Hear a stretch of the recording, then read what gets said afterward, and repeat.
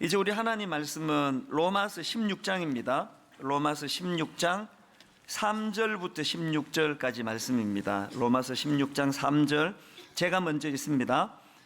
너희는 그리스도 예수 안에서 나의 동역자들인 브리스가와 아굴라에게 문안하라. 그들은 내 목숨을 위하여 자기들의 목까지도 내놓았나니 나뿐 아니라 이방인의 모든 교회도 그들에게 감사하느니라. 또 저의 집에 있는 교회에도 문안하라. 내가 사랑하는 에베네도에게 문안하라. 그는 아시아에서 그리스도께 처음 맺은 열매니라.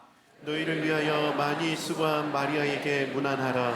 내 친척이요 나와 함께 갇혔던 안드로니고와 유니아에게 문안하라. 그들은 사도들에게 존중이 여겨지고 또한 나보다 먼저 그리스도 안에 있는 자라. 또 주 안에서 내 사랑하는 암블리아에게 문안하라. 그리스도 안에서 우리의 동역자인 우르바노와 나의 사랑하는 스다구에게 문안하라. 그리스도 안에서 인정함을 받은 아벨레에게 문안하라. 아리스도블로의 권속에게 문안하라. 내 친척 헤로디온에게 문안하라. 나기수의 가족 중 주 안에 있는 자들에게 문안하라. 주 안에서 수고한 두루베나와 두루보사에게 문안하라. 주 안에서 많이 수고하고 사랑하는 버시에게 문안하라. 주 안에서 택하심을 입은 루포와 그의 어머니에게 문안하라. 그의 어머니는 곧 내 어머니니라. 아손그리도와 블레곤과 허메와 바르도바와 허마와 및 그들과 함께 있는 형제들에게 문안하라. 빌롤로고와 율리아와 또 네레오와 그의 자매와 올름바와 그들과 함께 있는 모든 성도에게 문안하라.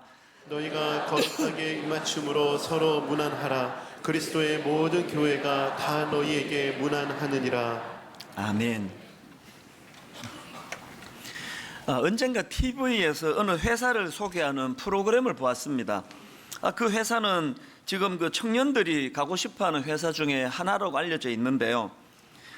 공채 경쟁률이 거의 1000대 1이라고 하니까 한 명 뽑는데 1000명 가까이가 그렇게 지원할 정도니까 얼마나 지금 그 인기가 있는 겁니까? 그 왜 청년들이 그렇게 가고 싶은 회사가 되었나 보니까 그 참 사람을 귀하게 여기는 그 회사 정신 때문인 것 같습니다. 우선 그 직원들의 복지가 참 놀랍는데요. 그 회사에는 정년이었고 또 모든 직원들은 4년마다 자동 승진이 되고 이런 식의 사무 정책이 있습니다. 무스펙, 무징벌, 무상대평가, 무정년. 그리고 그 회사 식당이 또 대단합니다. 5성급 호텔 요리사 출신을 고용해가지고 삼시세끼를 거의 호텔 뷔페 수준이에요. 그날 화면으로도 쭉 나가는데 보니까 재료도 그렇고 하나하나가 이게 5성급 호텔에서 먹는 뷔페처럼 그렇게 직원들을 삼시세끼를 대접하고 또 더 놀라운 거는요, 한 달에 한 번 그 식재료를 싸서 모든 직원들에게 준답니다. 가족들하고 같이 먹으라고. 그래서 그 1년에 그 회사가 직원들을 위해서 쓰는 식비가 1인당 1000만 원에 이른답니다. 이렇게 복지가 잘 돼 있으니까 젊은이들이 당연히 그 회사 가고 싶은 거 아닙니까? 그거 외에도 여러 가지 그 배려를 참 많이 하는 것을 봤는데요. 그 모든 것들이 가능했던 것은 그 회사가 갖고 있는 기본 정신, 그 회사가 갖고 있는 기본 정신이 뭐냐? 그 인터뷰에서도 그 회사 대표님이 나오셔가지고 그런 말을 하더라고요. 직원의 행복이 사장의 소명이다. 이게 너무 감동적이었습니다. 그 사장님의 소명은 돈 많이 벌어서 회사 키우는 거라고 말할 것 같은데 그 직원이 행복해지는 게 그 사장의 소명이다. 그런 이야기를 하는 겁니다. 그 인터뷰에서도 제가 기억이 나는데요. 그 대표가 그 회사 직원들을 두고 하는 말이 제 인생에 오신 분들이잖아요. 이런 표현을 쓰는 거예요. 제 인생에 오신 분들이잖아요. 그렇기에 그 직원들이 행복했으면 좋겠다는 겁니다. 그리고 또 이런 말도 합니다. 직원들이 5는 5대로 또 10은 10대로 그들이 가지고 있는 역량을 최대한 다 쓸 수 있도록 돕는 것, 그리고 개나리는 개나리대로, 진달래는 진달래대로 가장 예쁘고 아름답게 피었으면 하는 바람이 있습니다. 그 회사 대표가 직원들에 대한 이런 따뜻한 시선을 갖고 있다가 보니까 막 어떻게 해서든 이것들을 부려가지고 막 일도 시켜가지고 빨리 회사 키워야지, 이런 생각을 갖고 있는 것보다는 내 인생에 들어온 분들이잖아요. 그래서 저는 그날 굉장히 마음에 도전이 됐습니다.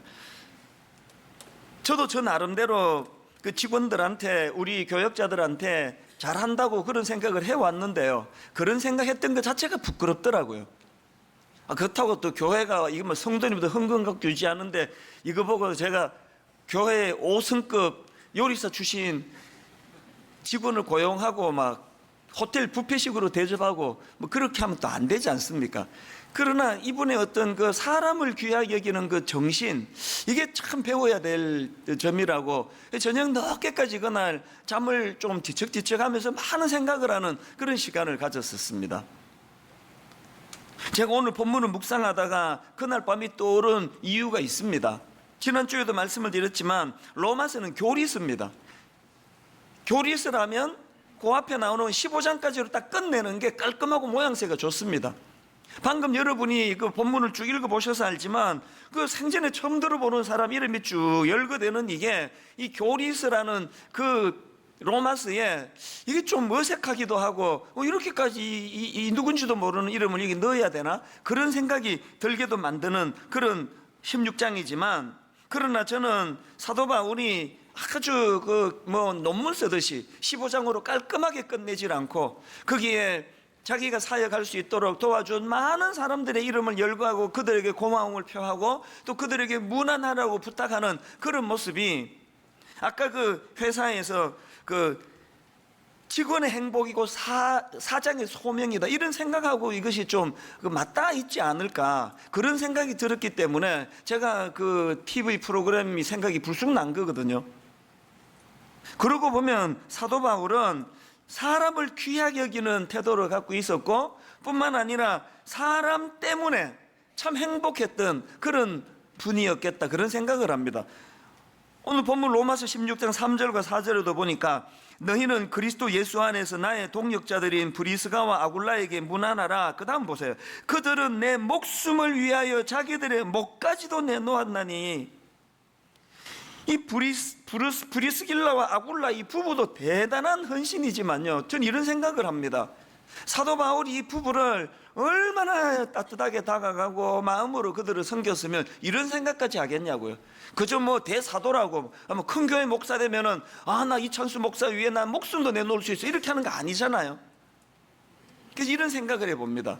혹시 여러분 쭉 자기 인생을 돌아봐 가지고요, 누군가가 이 두 부부처럼 여러분을 위해서라면, 저 김집사를 위해서라면, 저 권사를 위해서라면 난 죽을 수 있어, 이렇게 진실되게 말할 수 있는 사람이 한 명만 있으면 여러분 인생 실패하지 않았습니다. 그런 분이 있는지 한번 생각해 봐 주세요. 그런가 하면은 또 사도 바울에게서 배우는 귀한 점이 뭐냐, 그는 독불 장군이 아니라는 거예요.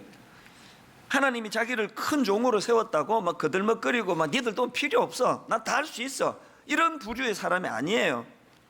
사도 바울의 그 사역을 보면은 항상 그는 팀 사역, 다른 말로 하면은 하나님의 사역을 이루어가는데 늘 함께의 정신을 가지고, 오늘 그 16장에 쭉 열거되는 그 사람 이름을 보면은 우리가 금방 알 수 있는 거 아닙니까?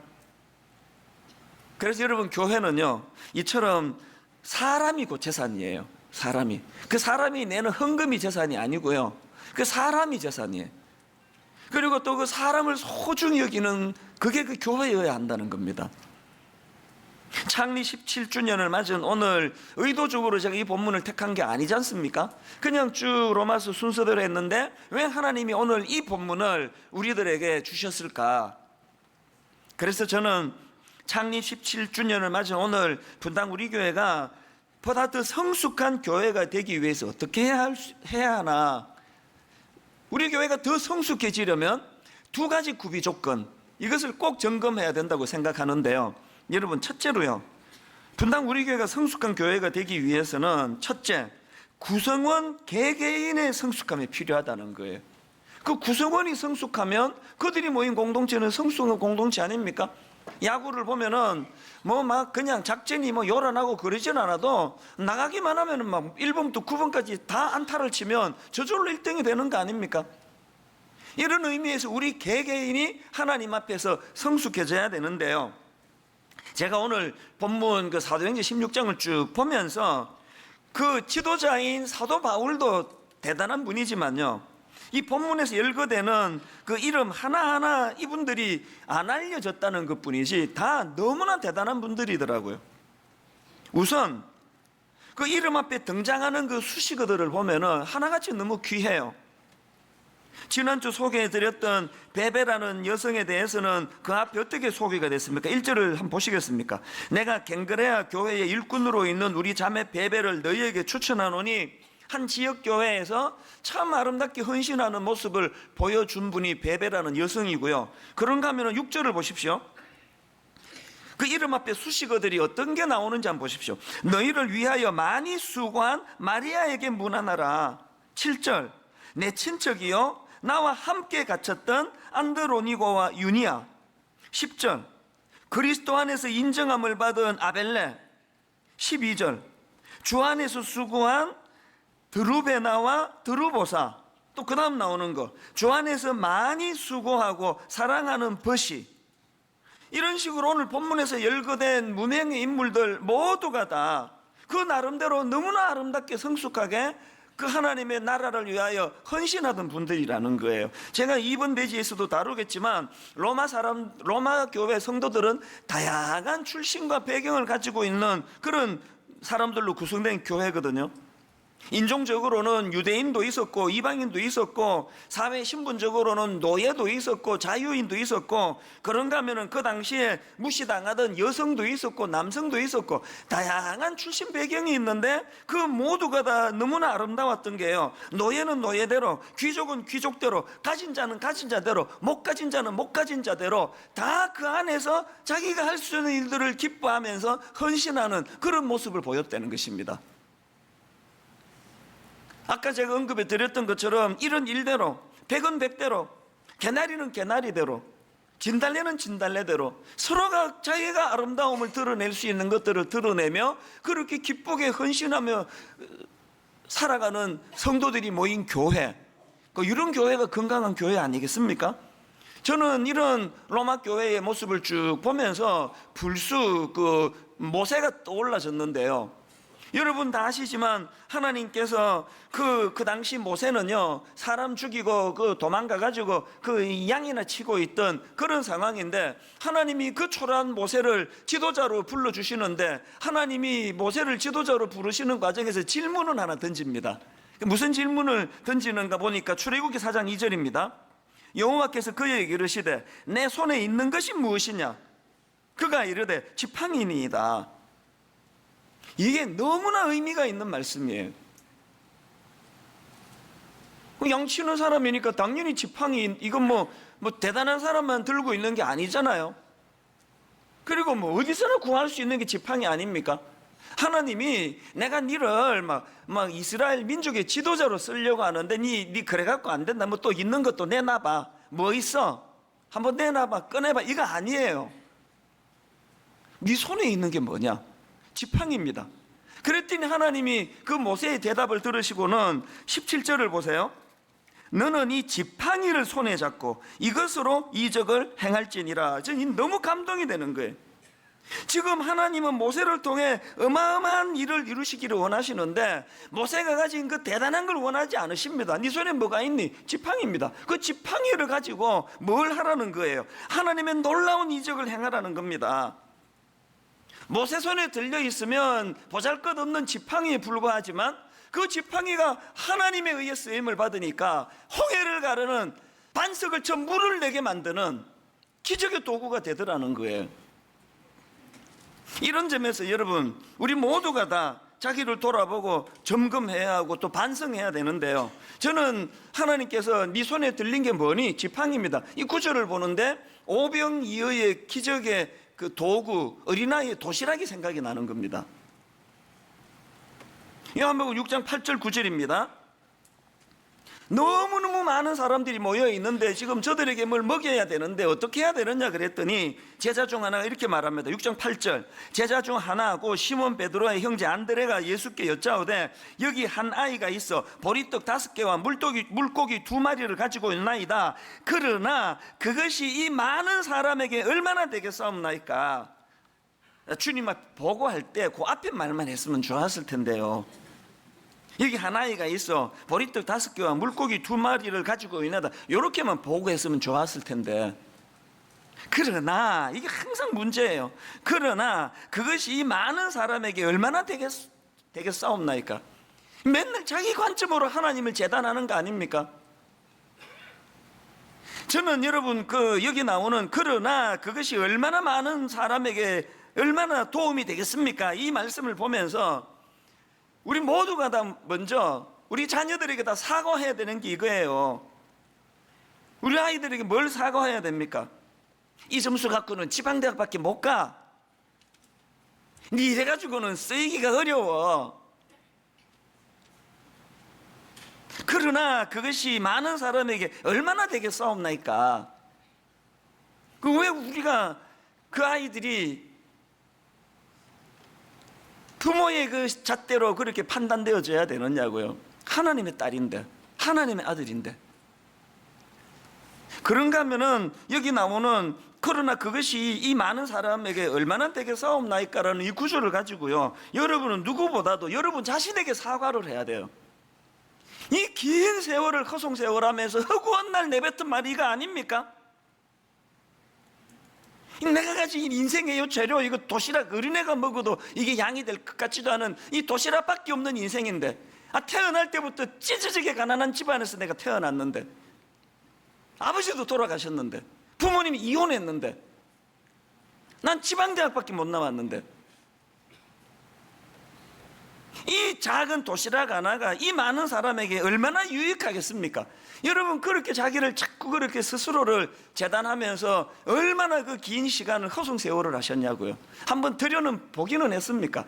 여러분 그 작은 도시락이 어린아이 손에 들려 있으면 한 애가 먹기에도 양이 많지 않은 그런 작은 양에 불과해요. 그러나 여러분 그 어린아이 도시락 같은 그 작은 게 기적을 일으키시는 주님 손에 들려지면 5,000명을 먹이고도 남는, 여자 아이들까지 다치면 10,000명이 넘는 사람을 먹이게 만드는 기적의 도구가 되는 줄로 믿으시기를 바랍니다. 지팡이가 모세 손에 들려있으면 그냥 양치는 도구에 불과해요. 잃어버리면 금방 만들 수 있는 도구. 그런데 그 지팡이가 하나님 손에 들려지면 홍해를 가르는 기적의 도구가 될 수 있다는 사실이에요. 여러분이 분당 우리 교회 참 잘 나오신 게요, 여러분은 제가 드리는 메시지 내용만 들으시는 게 아니라 실물 교육, 시청각 교육, 여러분은 지금 저를 보고 계시잖아요. 제가 모세 손에 들린 지팡이 아닙니까? 제가 어린아이의 도시락 아닙니까? 저는 미국에서 이제 이민생활 정리하고 한국으로 목사가 돼야 되겠다, 청소년 중고등부를 내가 맡아야 되겠다, 그렇게 결심했을 때요, 막 이제 한국교회 청소년 다 죽었어. 내 옥하는 목사님 만나자마자 옥하는 목사님 나 안 쓰시면 당신 일생에 후회할 겁니다. 이 큰 종이 이제 나타났습니다. 이런 생각을 추워도 안 했습니다. 저는요 모세 손에 들린 지팡이라는 건 너무 잘 아는 사람이에요. 그래서 저는 동네 교회 한 50명 모이는 중고등부에 가서 그 작은 숫자 아이들에게 내가 큰바위 얼굴이 돼줘야 되겠다. 한국교회 청소년계를 뒤흔들려고 나간 거 아닙니다. 제 장점은요, 저는 저를 잘 안다는 거예요. 그래서 이렇게 허황한 이런 생각을 하지를 저는 않는 사람입니다. 분당 우리 개척할 때도 마찬가지예요. 17년 전이네요 벌써. 옥하는 목사님이 이제 개척을 하라 명하시고 거기에 제가 순종하기로 해서 보니까 분당에 한 70평짜리 상가 보러 다니고 그러니까요, 그 사랑의 교회가 정말 어마어마하게 크더라고요.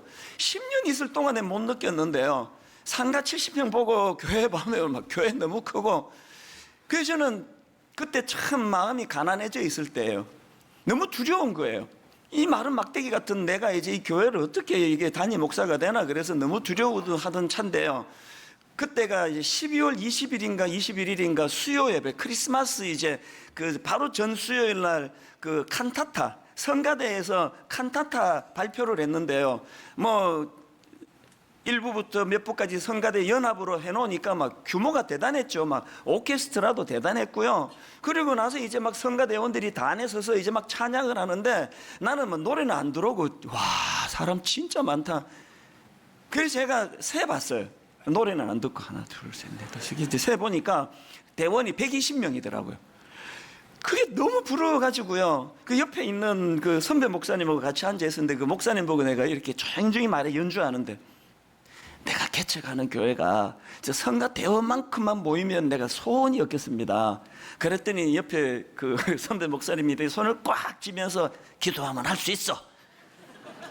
그 격려가 너무 위로가 됐습니다. 120명이 과연 모일까? 나 같은 게 목회를 하는데 그렇게 부들부들 떨면서 막대기 같은 제가 목회를 시작했는데 오늘날 분당 우리 교회 되어지는 모든 것을 보면서 막대기가 잘나서 이렇게 됐다고 생각하는 분 아무도 없을 거 아닙니까? 여러분이 이 교회 오셔가지고 제가 전하는 입술로 전해지는 메시지도 여러분이 들으셔야 되지만 항상 여러분은 저를 보셔야 돼요.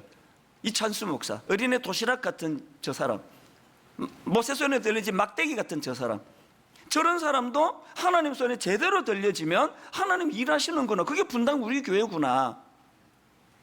제가 이 로마서 16장에 나와 있는 이 무명의 사람들의 모습을 보면서 개나리는 개나리대로, 진달래는 진달래대로, 노예는 노예대로, 이방인은 이방인대로, 노예가 자기는 노예라고 난 아무것도 못한다고 피곤하지도 않고, 여성이라고 개수에도 들어가지도 않는 나는 여자인데 뭘 하겠냐 그것도 없고 베베와 같이 충성스럽게 자기가 할 수 있는 일을 행하는 그런 교회, 그게 로마 교회고, 그래서 저는 분당 우리 교회가 로마 교회와 같이, 그래서 주님이 항상 여러분에게 물으시는 걸 기억하셔야 돼요.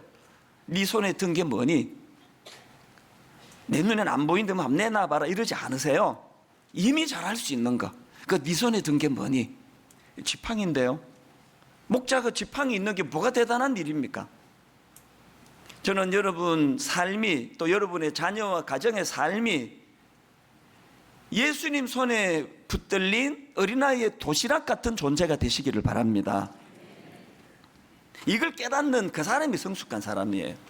그런가 하면 두 번째로 분당 우리 교회가 성숙한 공동체가 되기 위해서는 구성원 개개인의 성숙함도 중요하지만 복음의 능력으로 이 함께의 정신을 회복해야 된다는 겁니다. 독불장군 안 됩니다. 함께의 정신, 함께의 정신. 제가 앞에서도 언급했지만 로마 교회는 다양한 사람들로 구성된 그런 교회였거든요. 역사신학자 고신대 이상규 교수님이 설명해 놓은 글을 보니까 막 그 시대가 막 그림이 그려지더라고요. 그 교수님에 의하면은 로마서가 기록되던 1세기 헬라 로마 사회는요, 모든 사람을 딱 세 가지로 평가를 했답니다. 첫째는 인종적으로 이 사람이 유대인인가 이방인인가. 둘째는 사회 신분상으로 이 사람은 노예인가 자유인인가. 세 번째로는 성별로는 남성인가 여성인가. 그런데 여러분, 이 세 가지 잣대가 그 사람을 평가하는 기준이라고 한다면 로마 교회는 이 세 가지 잣대의 사람들이 막 다 섞여 있는 데가 이 로마 교회라는 겁니다. 자, 먼저 인종적으로 보니까 유대인과 이방인이 섞여 있습니다. 7절을 보세요. 내 친척이요 나와 함께 갇혔던 안드로니고와 유니아에게 문안하라. 또 11절에 내 친척 헤로디온에게 문안하라. 여러분, 사도 바울은 유대인입니까 이방인입니까? 유대인이잖아요. 사도 바울이 유대인인데 그 친척이라 그러니까 유대인들 아닙니까? 또 그런가 하면은 3절에 나오는 브리스가와 아굴라 부부도 유대인이에요. 그러니까 로마서 16장에서 열거된 사람 중에서 적어도 5명은 유대인이고 나머지는 또 이방인들이에요. 거기가 로마니까 당연히 이방인이 많을 거 아닙니까? 그런데 여러분, 지난주 말씀드렸듯이요, 그 당시 유대인들은 이방인들을 사람 취급을 안 해, 상종을 안 했습니다. 지옥의 불쏘시개거리로 만든 것들인데 내가 어떻게 상종을 하겠냐고요. 그래서 그 이상규 교수님이 쓴 그 글에 보니까요, 유대인 남자가 이방인 여자가 결혼을 하잖아요. 그러면요, 그 이방인 남자가 속해 있는 공동체에서 그 남자 장례를 치러버렸대요. 이방인하고 결혼한 인간이라고. 죽었다는 게 죽었다는 거예요. 이런 살벌한 시대에 유대인과 이방인들이 섞여 한 하나님을 섬기고 있는 이 모습은요, 이거 상상을 초월하는 거예요.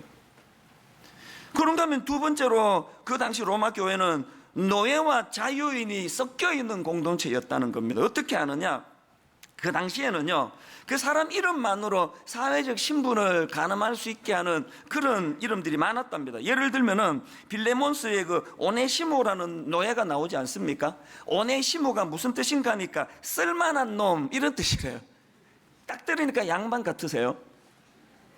그 이름 딱 들으면 얘는 노예구나. 그래서 이제 그 학자들이 쭉 품절을 해놓은 거를 보면은 로마서 16장에 나오는 명단에서 노예 신분으로 추측되는 사람이 9명에서 11명이나 된다는 거예요. 자유인이 15명에서 17명 정도. 아니, 노예는 사람이 아니고 물건 취급을 당하던 그 시대에 어떻게 노예와 자유인이 한 교회 안에서 하나를 이룰 수 있을까? 오죽하면은 그 아리스토텔레스도 이런 말을 했대네요. 노예를 생명 있는 도구라고 그렇게 말하기도 하고, 또 아리스토텔레스가 하는 말이 노예는 움직이는 물건이다. 이런 취급을 받던 시대에 노예와 자유인이 하나로 어우러진다는 건 이건 상상을 초월하는 일이에요. 그런가 하면 또 로마 교회는 남성과 여성이 어우러지는 그런 공동체라고 말씀드렸는데요, 1절에 나오는 베베를 위시해 가지고 적어도 8명에서 9명이 여성이었다는 겁니다. 그리고 17명에서 18명이 남성이라는 겁니다. 인구 개수할 때 카운트도 안 들어가던 여자, 그렇게 무시당하던 여자들과 더불어 남성과 여성이 함께 교회를 일구어 나가는 이런 모습이 상상만 해도 아름답지 않습니까? 그러면 여러분 이런 질문이 가능하겠죠. 아니, 그런 살벌한 세상에서 로마 교회는 이게 어떻게 가능했을까? 어떻게 가능했냐고요? 사도 바울이요, 갈라디아 3장에서 딱 한마디로 명쾌하게 대답을 설명을 합니다. 자, 갈라디아 3장 28절 보세요. 너희는 유대인이나 헬라인이나 종이나 자유인이나 남자나 여자나 다 그리스도 예수 안에서 하나이니라. 사회적인 기준으로 보면은 종이고 자유인이고 노예고 자유인이고 남자고 여자고 유대인이고 이방인이고 구분이 되지만 그리스도 안에서는 하나라는 거예요. 에베소서 2장 14절.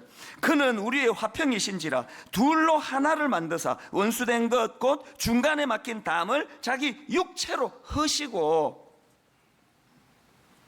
에베소서 2장 16절, 이 현대인의 성경이 번역한 건 너무나 적나라합니다.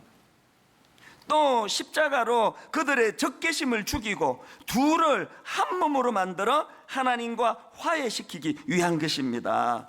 여러분, 십자가는요, 이렇게 사회적으로 치유되기 어려울 정도로 골이 깊어진, 치유되기 어려울 울분과 분노와 적개심이 많은 나와 너 사이를 메워주는 도구가 십자가라는 것입니다. 저는요, 이 구절을 오늘 본문을 묵상할 때마다 참 마음이 아파요. 아무리 교회를 제가 들여다봐도 교회 안에 세상과는 완전히 다른 우리들만의 공동체의 모습을 찾아보기가 어렵습니다. 그래서 사도 바울이 이런 일들이 가능한 유일한 대안이 뭐냐? 그래서 로마서 16장을 읽어보시면요, 계속 사도 바울이 반복해서 사용하는 표현이 있는데 그게 뭐냐? 주 안에서, 또 그리스도 안에서예요. 2절을 보십시오. 너희는 주 안에서 성도들이 합당한 예절로 그를 영접하고, 바로 그 다음 3절, 너희는 그리스도 예수 안에서, 8절, 또 주 안에서 사랑하는, 9절, 그리스도 안에서 우리의 동역자, 10절, 그리스도 안에서 인정함을 받은, 11절, 내 친척 헤로디온에게 문안하라. 나기수의 가족 중 주 안에 있는 자들에게 문안하라. 12절, 주 안에서 수고한, 13절, 주 안에서 택하심을 입은. 계속 사도 바울이 지금 반복하는 게 주 안에서, 주 안에서, 주 안에서. 왜 사도 바울이 그리스도 안에서 혹은 주 안에서라는 표현을 반복합니까? 이 그리스도 안에서라는 이 표현이야말로 이 세상의 모든 고를 메우는 놀라운 주님의 능력이기 때문에 그래요. 저는 이 구절을 읽으면서 정말 마음이 아픈 사람이에요. 한국 교회는, 한국 사회는 점점 지역과 지역, 전라도와 경상도, 진보와 보수, 부자와 가난한 자, 청년과 장년, 부모 세대와 자녀 세대 점점 골이 지금 깊어가고 있는 현실 아닙니까? 그런데 불행하게도 오늘날 교회를 들여다보면은 이 사회의 골을 메꾸는, 그리고 세상과는 완전히 다른 새로운 공동체 같은 느낌이 들지를 않습니다. 교회 안에 진보만 있고 교회 안에 보수만 있고, 그 절대 건강한 교회가 아니에요. 교회 안에 경상도 사람만 모여있는 교회, 전라도 사람만 모여있는 교회, 절대로 그 바람직한 모습 아닙니다. 저는 사실 그게 두려웠습니다.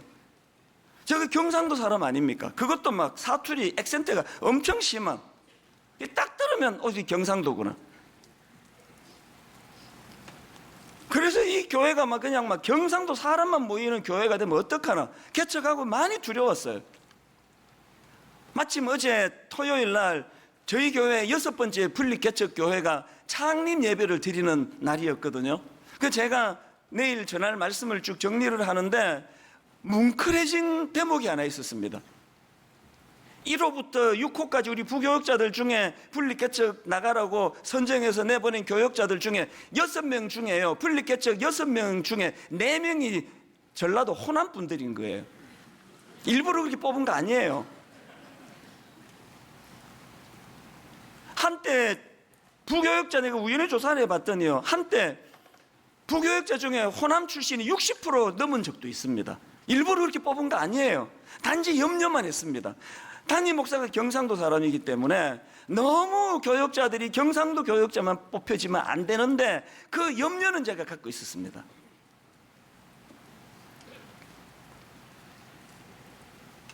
저희 교회는 경상도 사투리 있으면 좀 불이익을 당해요. 예배 사회도 안 맡겨요. 담임 목사가 저렇게 심한 경상도 사투리로 설교를 하는데 사회까지 경상도 사투리를 해야 돼? 그래가지고 지금까지 안 세웠습니다. 최근에 한 명 세웠는데 의외로 너무 잘해가지고 제가 그동안 내가 너무 과했나 그런 생각을 하고 있는데요. 똑같은 마음이에요. 저는 성도님들에게 제가 진보적인 성향인지 보수적인 성향인지 절대로 노출되지 않기를 원합니다. 저는 우리 애들에게도 안 밝혀요. 왜? 우리 사회가 너무너무 미숙하기 때문에. 이 사람이 보수라 그러면 진보들 마음을 아예 닫아버리고, 이 사람이 진보라 그러면 보수라는 마음을 다 닫아버리기 때문에, 그것 때문에 복음 전하는데 지장이 될까봐 고문을 해보셔야 내가 밝히는가. 절대로 안 밝힙니다. 밝히면 안 됩니다. 그래가지고 여러분 어느 한쪽이 복음을 안 듣게 되면은 그 영혼을 살려야 되는 제가 어떻게 그 책임을 감당하겠냐고요. 참 이래야만 되는 이 사회 현실이 너무 마음이 아파요. 진짜 마음이 아파요. 교회에서 여러분 여기 진보적인 성향을 가지고 계신 분들은요, 우리 진보 잘 되게 해달라는 기도 드리기보다는 건강한 보수가 나오도록 기도해야 돼요. 보수적인 성향을 가진 분들은 건강한 진보가 나오도록. 그래서 하나님, 서로가 서로를 좋은 점, 건강한 점 이것들이 드러나 선의의 경쟁을 하며 성장할 수 있는 나라. 에베소서 2장 14절에 그는 우리의 화평이신지라 둘로 하나를 만드사 원수된 것 곧 중간에 막힌 담을 자기 육체로 허시고, 이 복음의 능력이거든요. 에베소 2장 16절 또 십자가로 그들의 적개심을 죽이고. 저는 시간이 갈수록요, 제가 경상도 사람인 게 너무나 자랑스러워요. 처음에나 20대 때 30대 신학교 처음 갔을 때는 아이고 이 서울 말씨를 썼으면 좋았을 텐데 하는, 요새는 생각이 달라요. 경상도 액센트가 설교가 얼마나 좋은지 아십니까? 액센트가 세가지고 좋을 수가 없어요. 시끄러워가지고. 서울 말씨는 너무 부드러워 졸려요. 저는 시간이 갈수록 제가 경상도 사람인 게 자랑스럽지만요, 동시에 시간이 갈수록, 나이가 들수록 호남 분들이 너무 좋아요. 장점이 너무 많이 보여요. 우리가 안 갖고 있는 좋은 점이 너무 많아요. 그래서 오늘 설교 제목이 달라서 아름다운 우리, 달라서 아름다운 우리. 두 가지 말씀을 드렸는데요, 구성원 개개인이 성숙함을 추구하는 교회, 그런가 하면은 그 성숙한 개개인이 독불장군이 아니라 함께의 정신을 회복하고 복음이 가지고 있는 포용력, 나랑 다른 걸 틀렸다고 하지 않고 그거를 품어주며 기도해 나가는 교회. 제가 두 가지 이야기를 드리고 오늘 말씀을 마무리하려고 하는데요. 전북 김제에 그 금산교회라고 있는데요. 1908년도에 세워진 교회예요. 미국 선교사님이 세운 교회인데요. 1908년도면은 이게 언제적 이야기입니까? 그래서 그때는 막 남녀 차별이 극심하던 시대에 세워졌기 때문에 저도 그 금산교회, 전북 김제에 있는 금산교회를 다녀왔거든요. 예배당이 너무 재밌어요. 예배당이 기역자예요. 이 남녀가 엄격하게 구분되게 이렇게 막 섞여 있으면 큰일 납니다, 이거. 그래서 그 교회는요, 기역자 교회예요. 딱 기역자 중간에 강단이 있고요. 이쪽에는 여성만 앉고요. 이쪽에는 남성만 앉아 서로가 절대 못 봐요. 단지 목사만 보는 거예요. 그렇게 참 여러 가지로 덜 깨고 미숙하고 모자라는 게 많은 시대인데요. 그 교회가 얼마나 성숙했는지 아십니까? 그 교회에 조덕삼이라는 분, 이분은 김제 지역에 금광에 투자해가지고 큰 부자가 된 분이에요. 어마어마한 부자인데요. 이분이 예수를 믿게 된 거예요. 그래서 이제 이 금산교회에 출석을 하는데요.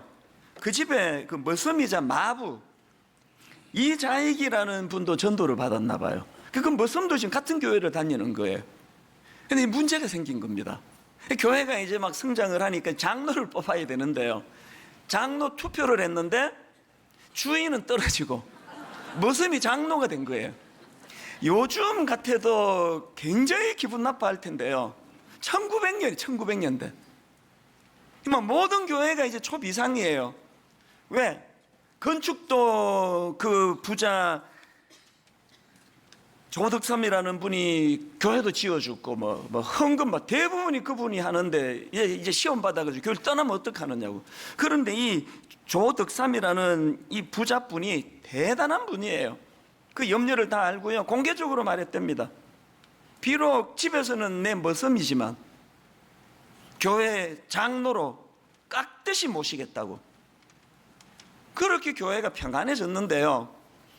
이제 그 다음 이제 장로 투표에 이런 성숙한 분인데 당연히 장로 돼야죠. 그 다음 투표에 이제 이 조덕삼 씨도 이제 금산교회 2대 장로가 됐다는 거예요. 그런데 이 조덕삼 장로님의 위대함이 이거예요. 이분이요, 그 머슴 이자익 장로를 보니까 집에서는 몰랐는데, 이게 교회에서 리더십도 있고 머리도 좋고 대단한 거예요. 그래서 그 자기 머슴 출신 또 자기 머슴인 그 이자익 장로를 평양신학교에 보내고요. 모든 경비를 다 후원합니다. 그리고 놀라운 게 뭐냐? 그 머슴 출신 그분이 목사 안수를 받고 이자익 그 목사가 되고 나니까 장로님이었던 그 주인, 머슴 주인 조덕삼 장로님이요. 이 머슴 출신의 목사님을 자기 교회 단임 목사로 청빙을 해요. 그리고 그 머슴 출신 이자익 장로가 목사님이 태어날 때 이렇게 천한 출신으로 태어나서 그렇게 됐지. 대단한 분이에요. 그래서 기독교 초기에 엄청난 일을 합니다. 총회장을 3번이나 역임했답니다. 저는 그렇게 총회장을 3번이나 역임한 그 목사님도 귀하지만 조덕삼 장로님의 포용력, 저건 내 종인데 내 지금 머슴인데 얕잡아 보지 않고. 여러분, 이게 교회라는 거예요. 우리에게 그 정신이 있습니까? 한 가지 이야기만 더 드리고 말씀을 마치려고 하는데요. 지난달에 여러분께 나누어 드린 분당 우리지, 저는 그 우리지를 받아들고 표지가 너무나 많은 생각을 하게 했습니다. 그 표지는요, 휠체어탄 장애인과 또 청년들이 어우러져 있고 또 그 한가운데 산에서 물이 흘러내리는 그림인데요. 화면으로 제가 사진을 좀 부탁을 드릴게요. 그 그림을 한번 보세요. 저 그림의 의미가 뭔가 하면은요, 그 밑에 바로 이런 설명이 있었습니다. 표지 그림은 우리 사랑부 황진호 형제가 시편 133편으로 활동하는 우리 사랑 청년부의 모습을 그린 것입니다. 헐몬산의 이슬이 정상에 있는 눈을 녹여 계곡을 만들고 그 물이 요단강에 흘러 250km 떨어진 시온산에 닿고 사해까지 이어집니다. 그 다음 보세요. 장애 부서인 우리 사랑부 형제 자매들의 사랑이 그렇게 흐르기를. 저 그림을 그린 형제도 그렇고요. 시편 133편 1절에 어떤 말씀이 있습니까? 보라, 형제가 연합하여 동거함이 어찌 그리 선하고 아름다운고. 3절, 헐몬의 이슬이 시온의 산들에 내린 같도다. 제가 그거를 보고 있는데 눈물이 핑 돌더라고요. 하나님 분당 우리 교회는 장애인과 비장애인이 세상에서 이름이 많이 알려진 사람과 무명한 사람이, 부자와 가난한 사람이, 경상도 사람과 전라도 사람이, 건강한 진보와 건강한 보수가 자칫하면은 고를 이루고 자칫하면은 평가라는 이 세상과는 달리 헐몬산 이슬 같은 성령의 물결이, 성령의 폭포수가 쏟아짐으로 말미암아 그 모든 세상의 그 고를 다 메워버리는, 교회 오면은 장애인도 없고 비장애인도 없고 경상도 출신도 없고 전라도 출신도 없고 진보도 없고 보수도 없고, 지금 기성세대와 젊은이들 사이의 골도 그 헐몬산의 폭포수 같은 은혜와 같은 성령의 역사로 다 메워지는 교회, 그 교회를 상상을 하니까 너무너무 눈물이 나잖아요. 최근에 나온 신간 중에 정신과 의사가 쓴 책인데 제목이 그냥 살자, 제목이 그냥 살자예요. 정신과 의사가 제목을 그렇게 정한데 이유가 있는 거 아닙니까? 띠지에 보니까 그 책의 방향성을 분명하게 설명을 해놨더라고요.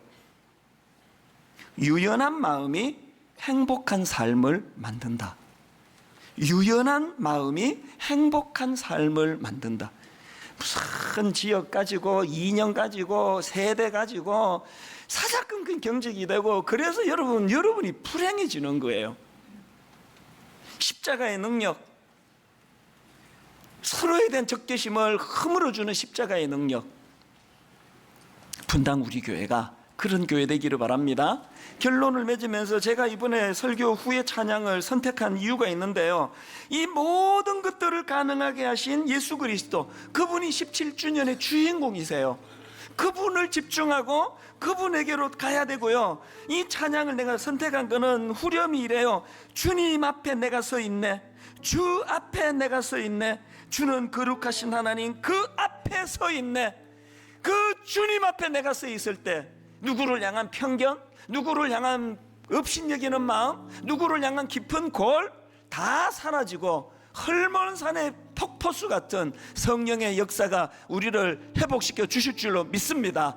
오늘 말씀을 기억하시면서 우리 찬양을, 가사를 생각하며 한번 불러보시면 좋겠습니다.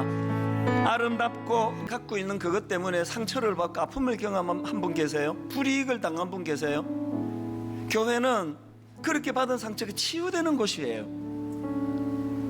그렇게 세상에서 상처받아 치유하러 온 사람에게 너 어디 출신이야? 너 진보야 보수야? 너 나이 몇 살이야? 이런 걸로 더 깊은 고를 만들어주는 거는 그건 범죄 행위예요. 교회는 그런 걸로 사람을 판단하는 것이 아니고 십자가로 하나 된, 모두가 십자가와 하나 된 그 하나만의 공통점을 가지고, 그래서 에베소서 2장 16절에 십자가로 그들의 적개심을 죽이고, 십자가로 그들의 적개심을 죽이고 둘을 한 몸으로 만들어 하나님과 화해시키기 위한 것입니다. 이 말씀이 구현되는 그런 분당 우리 교회 되기를 바랍니다. 제가 잠깐 기도하고 하나님 앞에 17주년 헌금을 드리기 원하는데요, 이 헌금이 바로 이런 데 쓰임 사용이 될 수 있도록 하나님께 은혜를 구합니다. 같이 기도 드리시겠습니다. 하나님 아버지, 17주년 된 오늘 감사한 것도 많고 기쁜 것도 많지만 아버지, 아직도 해야 될 일이 너무 많아 마음이 무겁습니다. 교회가 사회를 닮아가는 것 같아서, 교회가 세상에서 깊어진 골을 메꾸는 것이 아니라 교회 안에도 골이 점점 많아지는 것 같아서 대안은 하나밖에 없습니다. 십자가가 바로 세워지는 것입니다. 대안은 하나밖에 없습니다. 담을 허물어 주신 예수 그리스도가 이 교회에서 역사하시는 것입니다. 17주년 오늘 그 은혜를 구하오니 응답하여 주시기 원합니다. 작은 예물 주님께 드리는 손길들마다 주님께서 받으시고 흠량하시고 주님이 인도하여 주시옵소서. 예수님 이름으로 기도드립니다. 아멘. 우리 찬양 한 번 더 부르시면서 준비하신 예물 주님께 올려드립니다. 아름답고 놀라운 주 예수, 말로 할 수 없네. 여러분, 그 주님의 위대하심, 그 청량할 수 없는 위엄, 찬양할 수 십자가 십자가 그 그늘 아래 내 소망이 있네. 십자가 십자가 그 그늘 아래 내 생명이 있네. 우리 다 자리에서 일어나셔서 십자가 십자가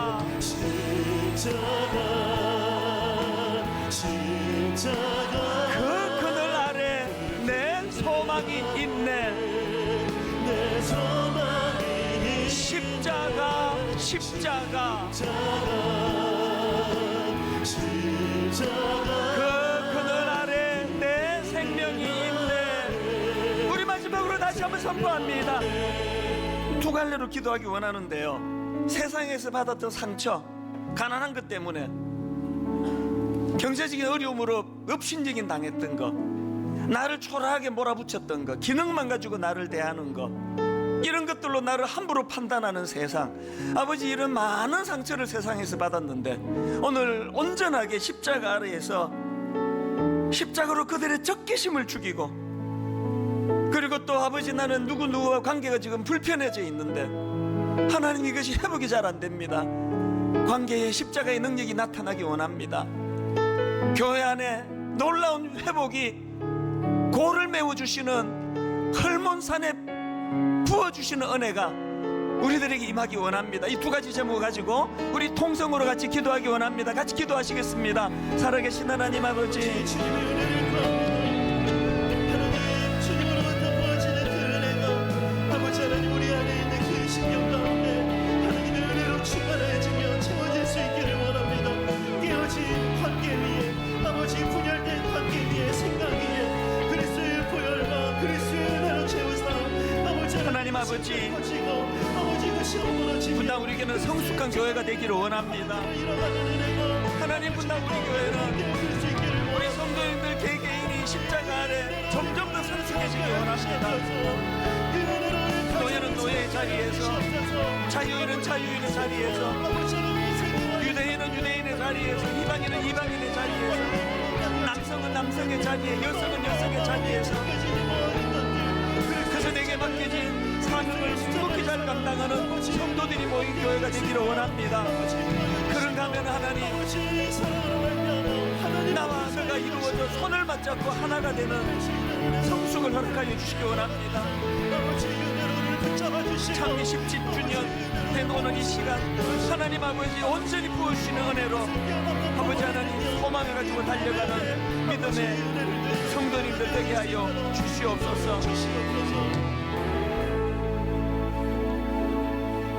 그는 우리의 화평이신지라 둘로 하나를 만드사 원수된 것 곧 중간에 막힌 담을 자기 육체로 허시고 또 십자가로 그들의 적개심을 죽이고 둘을 한 몸으로 만들어 하나님과 화해시키기 위한 것입니다. 오늘 하나님 아버지, 이 사회가 너무나 다툼이 많고 그 안에서 분노가 생기고 적개심이 일어나고 그것들이 점점 고를 만들어 분열이 일어나는 이 시대입니다. 대안은 오직 예수 그리스도, 그 담을 허무신 십자가밖에 없는 줄 믿습니다. 모든 상함이 다 치유되게 하시는 십자가, 그리고 하나님 이 사회가 균형 이루며 발전을 향하여 성장을 향하여 성숙을 향하여 나아가는 그런 아름다운 나라가 될 수 있도록 분당 우리 교회가 기도하는 교회 되게 하여 주시옵소서. 교회가 여기 있음으로 말미암아 이 시대와 민족 앞에 시원한 생수를 제공하는 그런 교회가 될 수 있도록 좌로나 우로나 치우치지 아니하는 하나님의 뜻을 살피며 나아가는 하나 되는 그런 아름다운 공동체의 길로 인도하여 주시옵소서. 우리 주 예수 그리스도의 은혜와 하나님 아버지의 다함없는 사랑과 성령님의 감동, 감화, 위로교통 충만하심의 역사가 창립 17주년 동안 은혜로 인도해 주신 그 주님께 영광을 올려드리며 주님 기뻐하시는 하나됨의 믿음의 자리로 나가기로 다짐하며 예배하는 모든 주의 자녀들 머리 위에 지금부터 영원토록 함께 하시기를 간절히 축원하옵나이다. 아멘.